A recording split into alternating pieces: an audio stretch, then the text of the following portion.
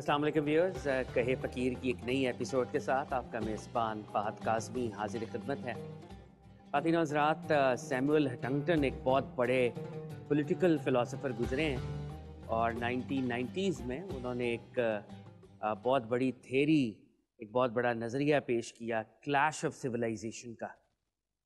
بقول ان کے یہ دنیا، اس میں مختلف سویلائزیشنز ہیں اور مختلف سویلائزیشنز کا آپس میں تصادم ہوتا رہتا ہے، کلیش ہوتا رہتا ہے، اور جو فائنل کلیش ہے بقول ان کے ایز اے پولیٹیکل سائنٹسٹ، وہ شاید ویسٹرن سویلائزیشن اور اسلامک سویلائزیشن کے درمیان ہوگا۔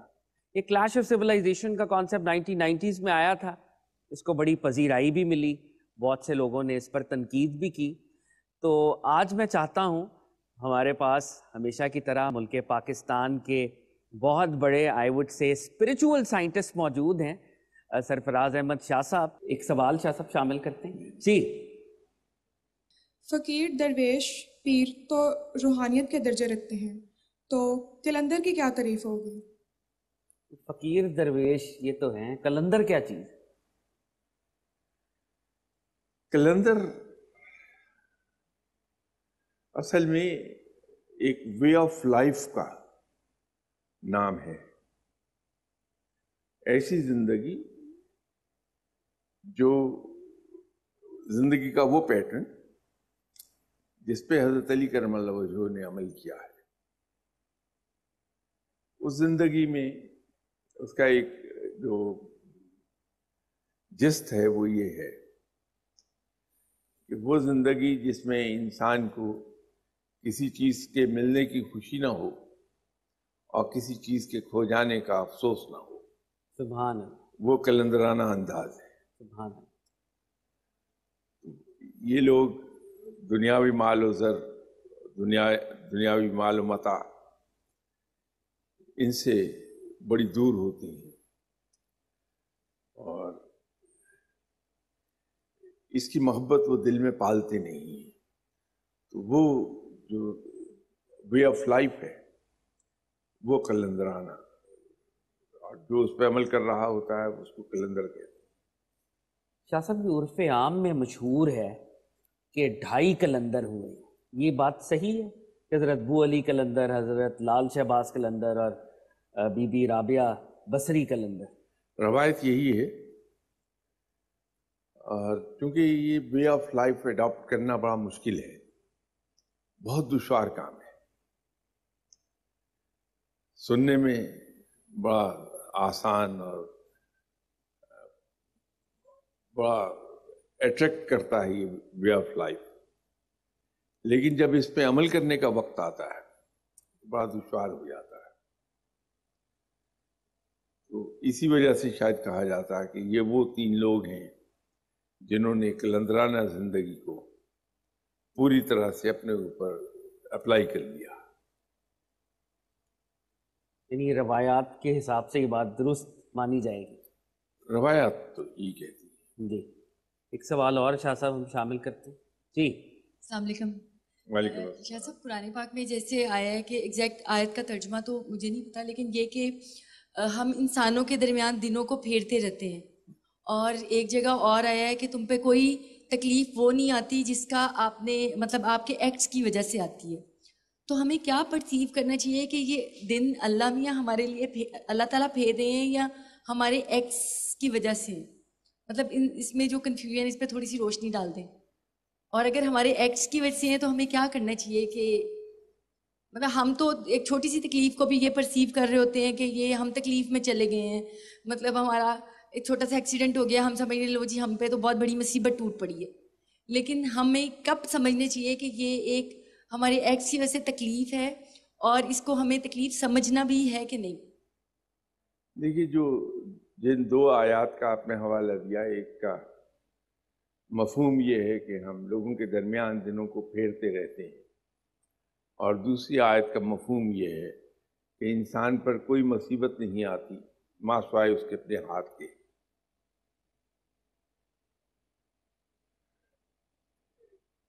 اگر اس پر ہم ذرا سا بھی غور کریں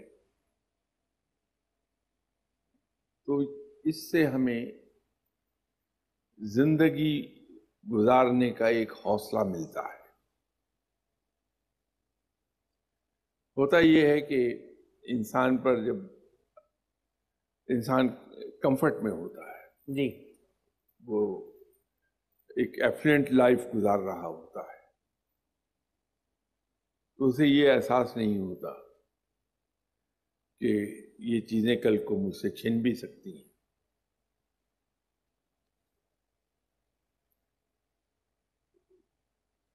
کیونکہ یہ اس کے ذہن میں نہیں ہوتا کہ کل یہ میرے ہاتھ سے جا بھی سکتا ہے. اس میں بعض اوقات اعتدال اس کے ہاتھ سے جاتا رہتا ہے. اپنے ساتھیوں کے ساتھ اس کے سلوک میں کبھی فرق آ جاتا ہے. تو جب حالات ویسے نہیں رہتے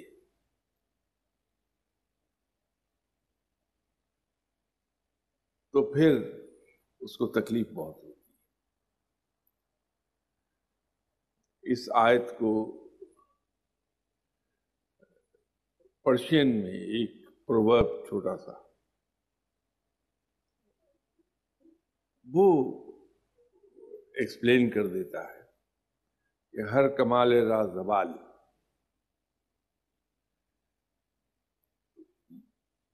وہ دن کی گردش کو اللہ نے ریفر کیا ہے کہ آج اچھے دن ہیں تو کل ایسے دن آ جائیں گے جو بہت اچھے نہیں ہیں.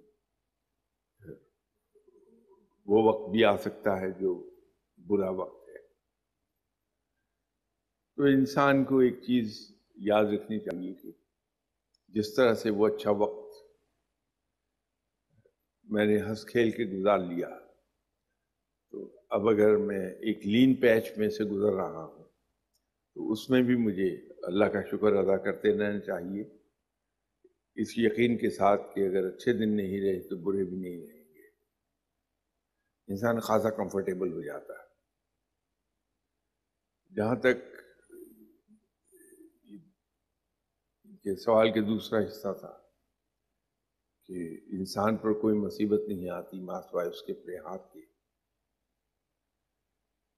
یہ ہمیں ایک روشنی دیتی ہے یہ آیت کہ اگر ہم یہ انشور کر لیں کہ ہم کم سے کم غلطیاں کریں. انسان ہیں، غلطی تو ہوگی، لیکن کم سے کم غلطیاں کریں تو ہم کم سے کم مشکلات کا شکار ہوں گے.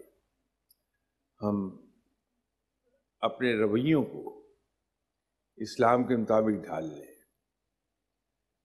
تو وہ اس طرح کے رویے ہیں کہ جس سے نہ کسی کا دل دکھتا ہے، نہ کوئی ہم سے ناراض ہوتا ہے. تو اگر ہم رویوں کو سنت کے مطابق ڈھال لیں، سیرت کے مطابق ڈھال لیں، تو ہم بہت سی ایسی مصیبتوں سے بچ جائیں گے جو ہم اپنے ہاتھوں ہی خرید لاتے ہیں. تو شاہ صاحب، یہ جو دن اللہ تعالیٰ پھیرتے ہیں، یہ کیا پھر ہمارے ہی اعمال کی شامت اعمال ہوتی ہے؟ کیا ہے پھر یہ اس کی شامت contradiction؟ اعمال نہیں ہے، وہ ایک زندگی کا چلن ہے. یہ زندگی جو گزرتی ہے، دیکھیے اللہ تعالیٰ نے ہر چیز جوڑوں کی صورت میں پیدا کی ہے. تندرستی ہے، اس کی اپوزٹ سائڈ بیماری ہے. خوشحالی ہے، تنگ دستی ہے. کامیابی ہے، ناکامی ہے. ہر ایک چیز کا اپوزٹ ساتھ پیدا ہوا، جوڑوں کی شکل میں آیا ہے. تو کمال ہے تو اس کی اپوزٹ سائڈ زوال بھی ہے. یہ تو دونوں کا مزہ چکھیں گے. ہاں، اس کی انٹینسٹی کو ہم کم کر سکتے ہیں اپنی سمجھداری اور اپنی عقل سے، کہ اس کی انٹینسٹی، اس کی ہٹ جو ہمیں آئے گی وہ کم سے کم آ جائے. وہ ہم شاہ صاحب، اگر میں اس کو کریکٹلی میں نے انفر کیا ہے تو یہ دو پیرلل چیزیں ہیں. ایک تو اللہ کا پرنسپل ہے جس میں عروج و زوال نے آنا ہی ہے، وہ ایک سائیکل ہے، ہر انسان اس میں سے گزرے گا. اور دوسرا یہ ہے کہ جو عمل ہم کریں گے آف کورس اس کے فروٹس بھی ہمیں ملیں گے، لیکن وہ ایک پیرلل اسٹریم ہے، اس کو ہمیں اس کے ساتھ خلط ملط شاید نہیں کر سکتے. ایسا ہی ہے شاہ صاحب؟ جی ہم ایک سوال شاہ صاحب اور شامل کرتے ہیں. السلام علیکم. میرا سوال یہ ہے کہ اس سے پہلے غزوہ ہند کی بات ہو رہی تھی، تو غزوہ اس جنگ کو کہتے ہیں جس میں آپ صلی اللہ علیہ وسلم خود شریک ہوں، تو یہ جنگ غزوہ کیسے ہوئی؟ جی شاہ صاحب، شاہ صاحب آپ کی اجازت سے اگر ایک فکرہ، بہت سے اسکالرس کا یہ خیال ہے کہ غزوہ عربک میں جنرلی جنگ کو ہی کہتے تھے، کہ بعد کے اسکالرز نے یہ تطبیق کر دی کہ جس جنگ میں پروفٹ صلی اللہ علیہ وسلم شامل ہوتے ہیں اس کو غزوہ کہا جانے لگا. لیکن جب آقا نے یہ ارشاد فرمایا تو وہ ایک جنگ ہی کی بات شاید ہو رہی تھی. اگر شاہ صاحب آپ اس پہ رہنمائی فرمائیں. جتنے بھی الفاظ ہیں ان کے ایک تو لغتی معنی ہوتے ہیں جی، اور ایک اصطلاحی معنی ہوتے ہیں بے شک. جو بعض اوقات ایک دوسرے سے خاصے دور بھی ہو سکتے ہیں. یہ ضروری تھا کہ یہ ڈفرینشیٹ کیا جا سکے کہ کن جنگوں میں آپ صلی اللہ علیہ وسلم نے حصہ لیا تھا اور کن جنگوں میں حصہ نہیں لیا آپ صلی اللہ علیہ وسلم نے. تو اس کو ڈفرینشیٹ کرنے کے لیے غزوہ اور جنگ کا نام دے دیا گیا، جی کیونکہ اس کے بارے میں آپ صلی اللہ علیہ وسلم نے پیش گوئی فرمائی ہے، جی بے اس لیے اس کو غزوہ ہند کہتے ہیں. بے شک بے شک تو اس کے پیچھے یہ وجہ ہے. بے شک. ایک سوال شاہ صاحب شامل کرتے ہیں. جی سر میرا آپ سے سوال یہ ہے کہ تقدیر انسان کی زندگی پر اثر انداز ہوتی ہے، یعنی کہ انسان کے اچھے اور نیک اور برے جو اعمال ہیں وہ تقدیر پر اثر انداز ہو سکتے ہیں یا نہیں؟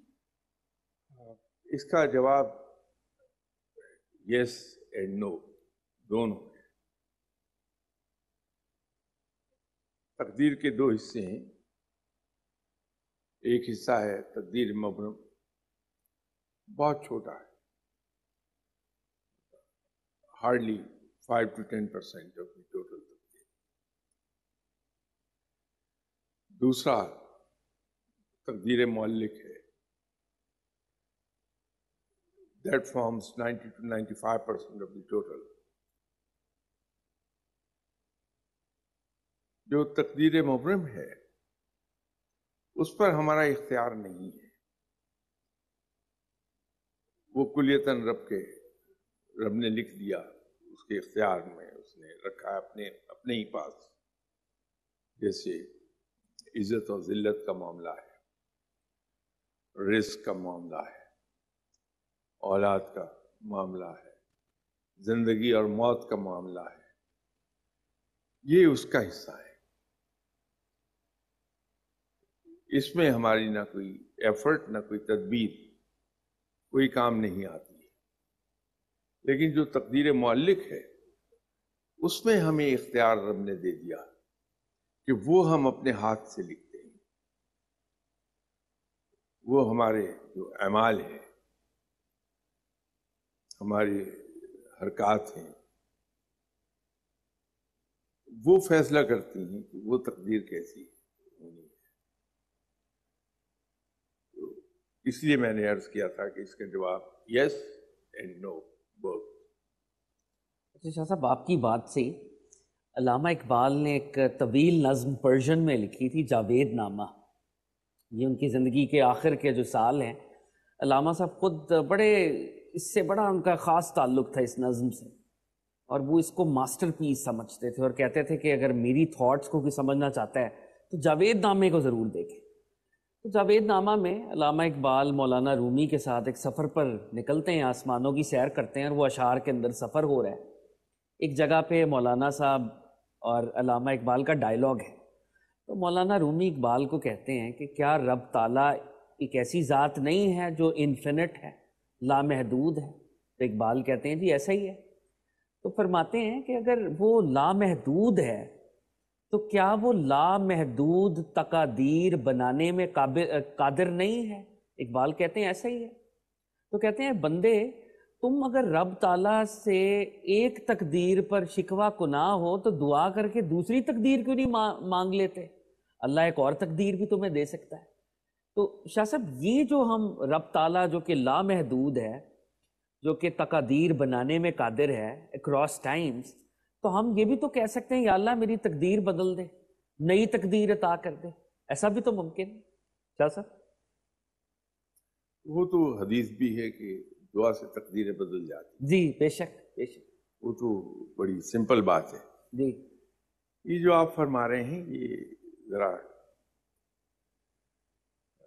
شاہ صاحب جیسے کم پڑھے لکھے آدمی کی سمجھ میں مشکل آئے گی یہ بات. شاہ صاحب تو آپ کی یہ عاجزی- میری ذہنی معیار سے بہت اوپر کی بات ہے. یہ اکثر آپ کو لوگ ملتے ہوں گے جو آپ سے کہتے ہوں گے کہ فہد صاحب میری بچی کی شادی ہے، دعا کر دیجئے کہ میرا یہ پلاٹ بک جائے تاکہ میں بچی کی شادی کر لوں. تو آپ اس کا بہترین جواب دیتے ہوں گے اس صورت میں کہ کیوں، تمہارا کیا خیال ہے کہ معاذ اللہ اللہ کا خزانہ خالی ہو گیا؟ تم پاگل مت بنو. رب سے تو یہ کہو کہ تیری بڑی مہربانی تو نے یہ پلاٹ مجھے دے دیا، میری بچی کی شادی ہے اس کے لیے پیسے بھیج. یہ وہ بات ہے. تو ہم رب تعالیٰ سے مانگتے ہوئے بھی بخیلی کر جاتے ہیں.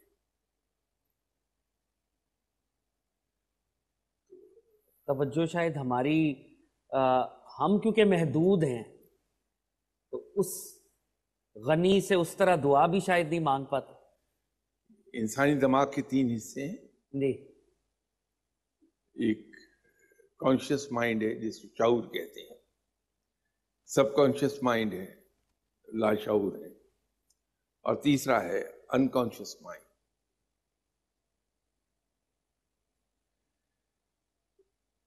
کبھی میں اگر دعا کر رہا ہوں تو اس کو غور سے سنیے اور ایگزامن کیجئے. آپ کے نالج میں بڑی خوبصورت چیز آئے گی.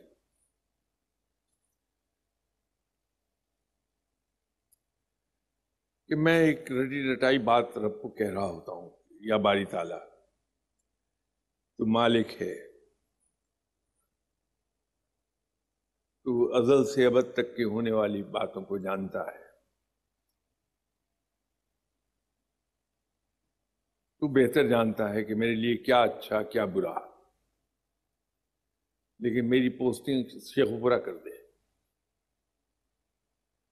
اب دیکھیے اس میں 2 چیزیں، زبان سے میں کچھ بھی کہتا چلا جاؤں لیکن بھروسہ میرا خود اپنی ہی عقل اور تدبیر پر ہے. میں ایمان تو رکھتا ہوں رب تعالیٰ پر، I believe Allah, but I don't trust him. Trust میں اپنی عقل اور سمجھ کو کر رہا ہوں. اسی لیے اس کو کہہ رہا ہوں کہ تو بہتر جانتا ہے کہ میرے لیے کیا اچھا کیا برا، مجھے بیٹا عطا کر دے. وہاں مجھے خیال نہیں آتا کہ میرا رب بہتر جانتا ہے کہ میرے لیے بیٹا اچھا ہے یا بیٹی اچھی. اگر بیٹا پیدا ہوا میرے جیسا نکل آیا تو ساری عمر سر پہ ہاتھ رکھ کے روتا رہوں گا کہ کیا بلا آ گئی گھر میں. یہ جو ایک چیز ہے یہ جب ٹوٹ جاتی ہے تو آدمی فقیر ہو جاتا ہے. جب وہ اپنے معاملات ایک گٹھری میں باندھتا ہے اور اٹھا کے رب کے قدموں میں رکھ دیتا ہے کہ یا باری تعالیٰ یہ میرے زندگی کے تمام معاملات، میری اپنی ذات، میری اولاد، یہ سب تیرے حوالے ہے. اس یقین کے ساتھ کہ تو جو فیصلے کرے گا وہ میرے حق میں بہترین ہوں گے، تو پھر پوری دیانتداری سے وہ رب کے سپرد کر کے اپنے معاملات کو بے فکر ہو کے پھرتا ہے. پھر اس کے چہرے پر آپ کبھی غم نہیں دیکھیں. جلتی آگ میں بھی بیٹھا ہوگا تو ہنستا. سوال شاہ صاحب آڈینس سے ہم لیتے ہیں. جی کیا دنیا میں کوئی ایسا شخص بھی آیا ہے جس کو اپنی موت کے بارے میں علم ہو؟ کیونکہ بحیثیت انسان ہم لوگ لا علم ہیں ہر چیز سے. وقت سے پہلے شاہ صاحب کسی فقیر کو، کسی اللہ والے کو اپنی موت کے وقت کا علم ہو جائے، ممکن؟ عالم الغیب تو رب تعالیٰ ہے، بے شک. غیب کا علم ما سوائے رب کے کسی کے پاس نہیں ہے. بے شک. ہاں البتہ جسے چاہتا ہے وہ عطا جتنا چاہتا ہے عطا کر دیتا بے ہے. شک. تو ایسی قصے کہانیاں کتابوں میں ہمیں پڑھنے کو ملتے ہیں، اس میں یہ پتہ چلتا ہے کہ کچھ لوگوں نے اپنے موت کے بارے میں چند دن پہلے کہہ دیا کہ میں دنیا سے چلا جاؤں گا، اگرچہ ایگزیکٹ ٹائم اینڈ ڈیٹ وہ بھی نہیں دے سکے، لیکن یہ کہہ دیا کہ میں 6-7 دن میں چلا جاؤں گا دنیا سے. ایسی مثالیں ملتی ہیں. لیکن ہمیں ایمان یہ رکھنا چاہیے کہ عالم الغیب صرف رب ہے. یہ سب معاملات اسی کے علم میں ہیں. ہاں البتہ جسے جتنا چاہتا ہے علم عطا کر دیتا ہے. اچھا شاہ صاحب، یہ ہمارے صوفی لٹریچر میں اولیاء اللہ سے منسوب ایسے واقعات ملتے ہیں، اور بعض اوقات تو کچھ ایسے واقعات بھی ملتے ہیں جو عقل کے پیمانے پر شاید ماپنا ذرا ڈیفیکلٹ ہوتا ہے. تو ہماری ٹیک کیا ہونی چاہیے؟ جیسے ابھی اس بات سے خواجہ باقی باللہ رحمۃ اللہ علیہ مجھے یاد آئے. خواجہ باقی باللہ کے بارے میں بھی ایسا واقعہ ملتا ہے کہ غالباً آپ نے کچھ پریڈکٹ کیا تھا، اور ان سے ایک سوال ہوتا تھا بقا اور فنا کے بارے میں کہ بقا کیا ہے، فنا کیا ہے. تو وہ کہتے ہیں کہ جب میں فوت ہو جاؤں گا، میرا جنازہ رکھا ہوگا، تو تب اس کا جواب تمہیں ملے گا. وہ کہتے ہیں کہ ایک نقاب پوش صاحب جنازے پر تشریف لائے، اور بعد میں جب دیکھا گیا تو وہ انہی کی روح کہہ لیں یا وہ خود تھے، اور پھر فرمایا کہ وہ فنا ہے اور یہ بقا ہے. تو شاہ صاحب یہ جو واقعات ہیں، ایک کامنر ان کو سن کر انڈرسٹینڈ نہیں کر پاتا. کیا یہ ہماری کمپریہنشن سے بیونڈ ہیں، ہمیں خاموشی اختیار کرنی چاہیے، یا کیا ہمارا ریاکشن ہونا چاہیے؟ میں ہمیشہ اسی لیے ایک بات عرض کرتا ہوں، جو کتابیں تو ان بزرگوں کے عقیدت مندوں نے لکھی،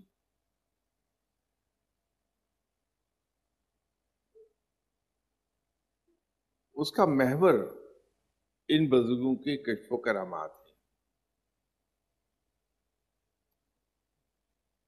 کہیں شاذ و نادر ہی ان کے علوم کے بارے میں کچھ لکھا مل جائے گا،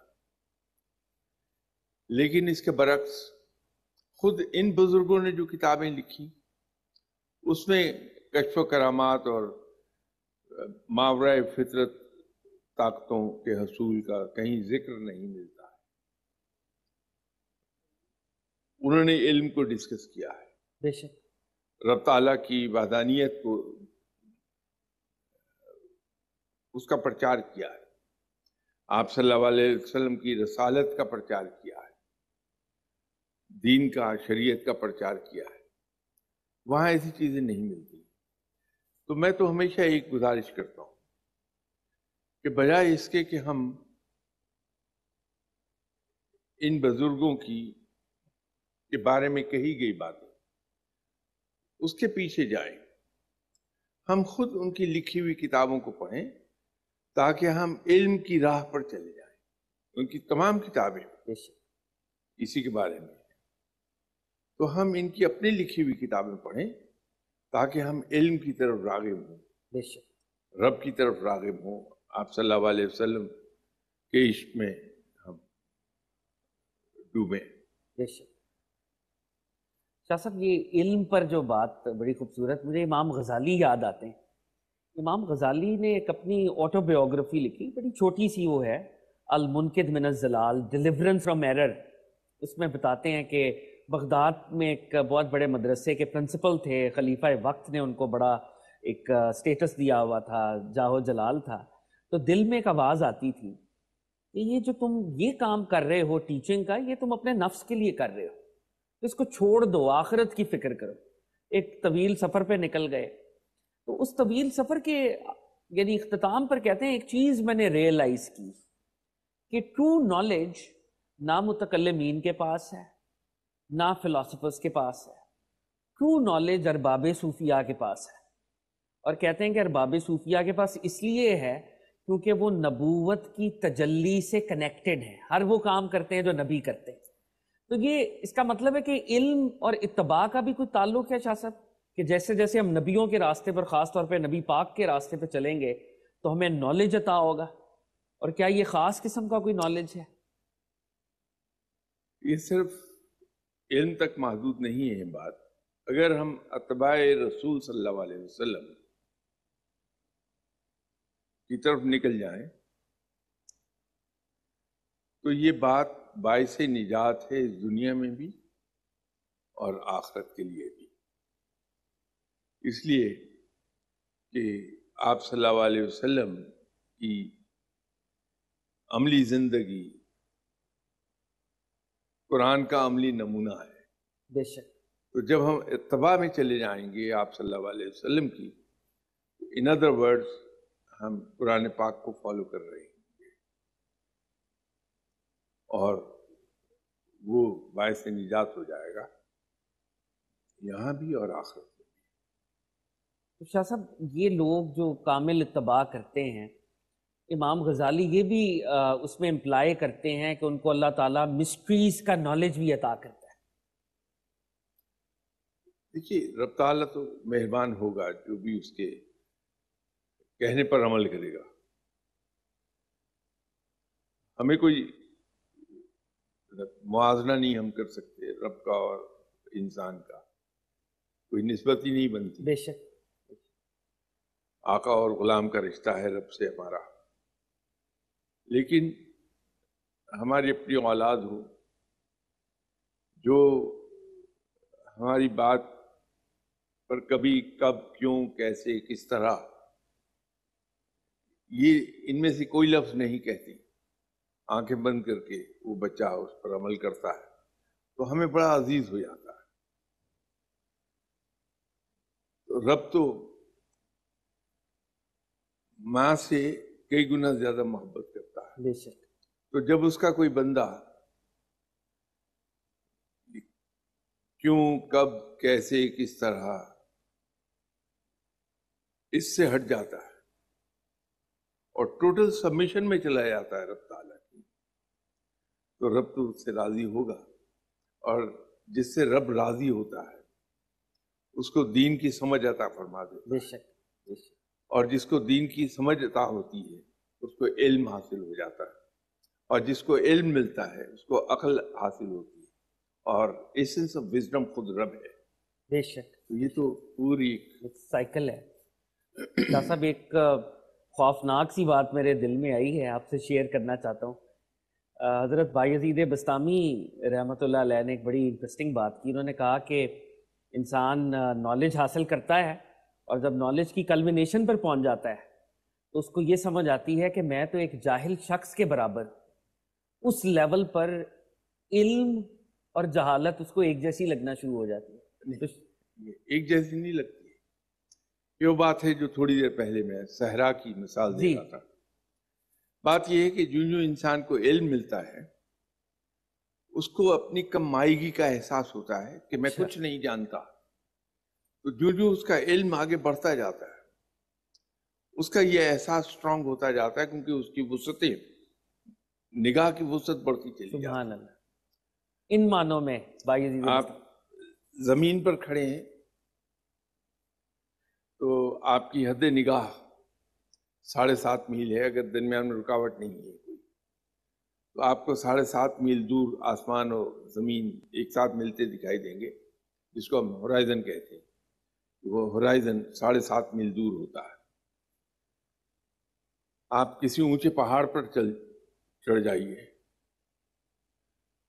تو وہاں آپ کی حد نگاہ 11.5 میل چلی جائے گی، 4 میل دور. وجہ کیا ہے کہ آپ زمین سے زیادہ بلندی پر کھڑے ہو گئے، آپ کی حد نگاہ بڑھ گئی. اگر آسمان میں جہاز میں آپ فلائی کر رہے ہیں تو آپ 32,000 फीट के एल्टीट्यूड पर फ्लाई कर रहे हैं, तो आपकी हद निगाह 21 मील दूर चली जाएगी, इसलिए कि बहुत बुलंदी पर चले गए आप। तो जो जो इल्म की बुलंदी पर जाता है उसकी हद निगाह बढ़ती है और उसको अपनी लाइल्मी का, अपनी कम इल्मी का एहसास बढ़ जाता है। तो जब इल्म बहुत हो जाता है इंसान के पास तो उसको यूं लगता है कि मैं तो कुछ सीख ही ना सका। हाँ ना। तो शाह साहब, फाइनल सवाल अगर इसी इल्म के मौजू पर कर लें कि क्या इल्म इंसान को अगर एरोगेंट बना रहा है तो इससे ये हम तासुर डिराइव करें कि अभी इल्म के रास्ते पर आगे चलना है? ये बात तो मैं कह ना पाऊँ कि इसलिए कि मैं ज़िंदगी में कोई इल्म हासिल कर नहीं सका, तो जो मुझसे ज़रा ज़्यादा थोड़ा सा भी जानता है ज़्यादा, तो मेरे लिए तो बहुत बुलंद आदमी है। तो ये उनकी एरोगेंस के बारे में तो शायद मैं कमेंट नहीं कर पाऊंगा, लेकिन ये ज़रूर है कि लाइल्मी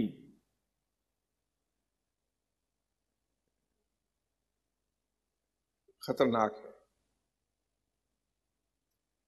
कम इल्मी उससे भी ज्यादा खतरनाक है। शाह साहब, ये दोबारा अगर ये जुमला, तो बहुत बड़ा जुमला है। लाइल्मी इतनी खौफनाक नहीं है, खौफनाक है इतनी नहीं, लेकिन कम इल्मी बहुत खौफनाक है। सुभान अल्लाह। क्योंकि कम इल्मी इंसान को ये रंग दिखाती है कि मैं बहुत लायक हूं। तो जहां इंसान ने ये समझा कि मैं बहुत लायक हूं, वो बर्बादी की तरफ चला गया।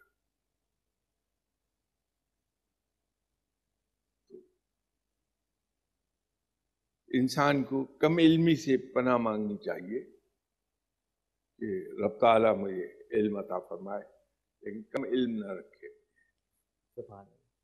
शाह साहब, हम प्रोग्राम की कल्मिनेशन की तरफ बढ़ रहे हैं। बहुत मज़ा आया और ये आखिरी हिस्सा गुफ्तगू का तो मेरा ख्याल है बहुत ही सेर हासिल गुफ्तगू हुई है और हासिल कलाम है आज की ये गुफ्तगू। व्यूअर्स, कहे फ़कीर में आज मुख्तलिफ टॉपिक्स पर हमने गुफ्तगू की और शाह साहब भी का ये जुमला हम आज की इस बज़्म को इसके इख्तिताम की तरफ ले जाते हुए कि ला इल्मी यकीनन ख़तरनाक है, मगर कम इल्मी ला इल्मी से भी ज़्यादा ख़तरनाक है।